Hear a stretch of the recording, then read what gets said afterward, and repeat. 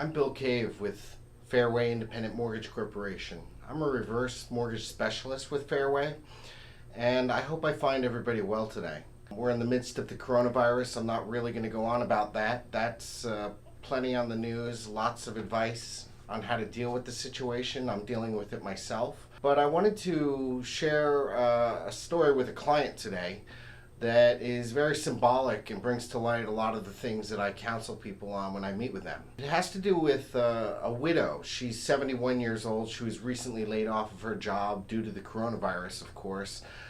Never could have been foreseen. The company's a great company, but she was depending on that as a source of income. So as a result, she's relying on her Social Security now, which is a little over $800 a month, which is low for even Social Security terms. Her monthly bills are around $800 a month, and she's got a few thousand in the bank, but not enough to get by for an extended period of time.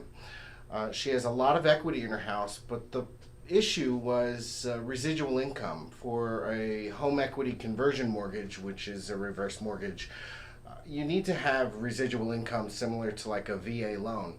And what we did was we did what's called a LESA, an LESA. It's a life expectancy set aside, which is just a fancy term for an amount that's set aside that would get released slowly over time and actually act as income for her so she can qualify for the loan. The response when we got through with this and I proposed the scenario was satisfying, to say the least. The amount of stress that she said had been relieved off of her, she could barely even put into words, and it kind of affected me. So I just wanted to share that she made comments that she felt she had never been in that position, so she didn't have to do it. It's a loan of last resort is what her friends heard, and she's heard bad things about it, and she's going to lose her house. And when I set the record straight and I told her the changes that had occurred back in 2014, how they're federally insured, how they are one of the safest loans that people can do, she admitted that she shouldn't have listened to everybody. I ended up speaking with her family and her kids so that they understood what was going on. I have another client that I was working with their financial advisor.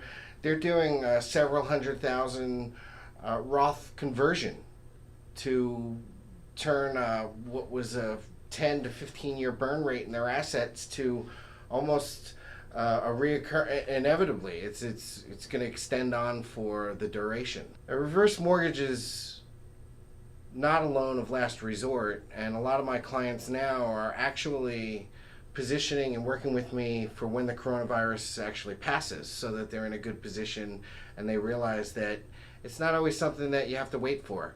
If it has a benefit, the time to do it is when things are good and you can't foresee everything that's going bad, such as the current state of things with the stock market and the volatility. And a lot of people realize that they should have or could have done this in the past, and they waited. Well, they see it now. Things are still going to be low. But if you have any questions or you think it's something that you want to consider, I like to explain both sides so that people fully understand what they're getting, what they're going to be dealing with, and it can really make a dramatic difference to a lot of people. Reach out to me, follow me on Facebook, Arizona Reverse Home Loans on Facebook. I have a website, fairwayreverseaz.com.